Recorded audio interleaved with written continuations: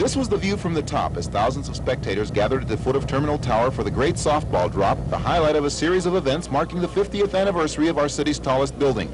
Inside the tower to make the tosses was Ted Stepien, owner of the professional softball team bearing his name. Down below were 6 of his players hoping to make the immaculate reception.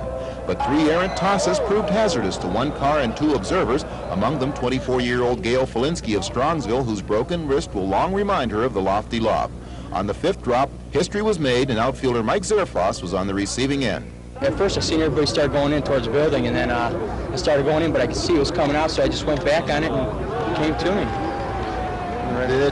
What was the difference between this ball and a ball that you would catch in the outfield for the competitors? It was just hard because of that sun and stuff, you know. You couldn't see, you need some sunglasses, but it just came to me. And why did you do this? I want to see if I could do it. It took 42 years to duplicate such a feat, and the record will probably stand for a long time to come. Alan Davis, TV5 Eyewitness News.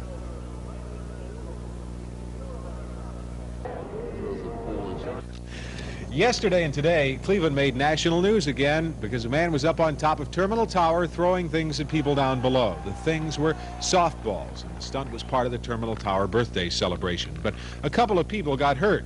Now, the man guiding those missiles was Ted Stepien, self-made millionaire, new owner of the Cleveland Cavaliers. He's with us live tonight from his downtown nightclub. Mr. Stepien, you have to know that some people say you're kind of a strange fellow, and yesterday was just the latest proof of this.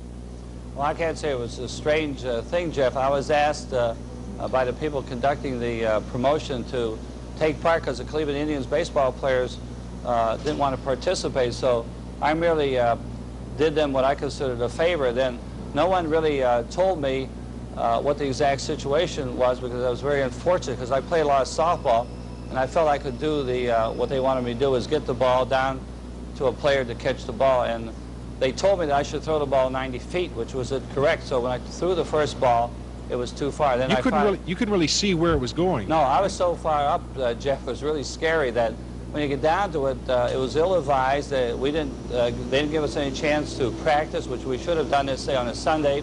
The police were just told about that morning. So actually the crowd was too close. When you were up there, you couldn't even see where you were throwing the ball. So when they advised me to throw it 90 feet, Jeff, that was too far. So the first ball I threw was about 50 feet away and it landed on Superior. So the actual toss that was caught, I merely threw it about a yard out with my wrist. So I wish they had more time to prepare, because it was unfortunate. It was a very dangerous situation. Ted, this is Ted Henry.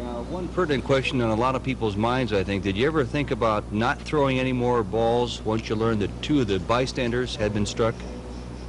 No, see, that was another bad part, that we had no communication up there. They should have had some type of telephone set up. We misunderstood, Ted. We had heard that you did have communication, but you apparently didn't know that. I know you're a big booster of downtown Cleveland, and I had a hunch you just wanted to help out with the big birthday party, right, and it didn't turn out like you expected. Jeff, I want to introduce one of our Cavalier ticket sellers, Janice Marin, so we had to put that in for you. Okay. Thanks for being with us, Ted and friend. Thanks, Jeff.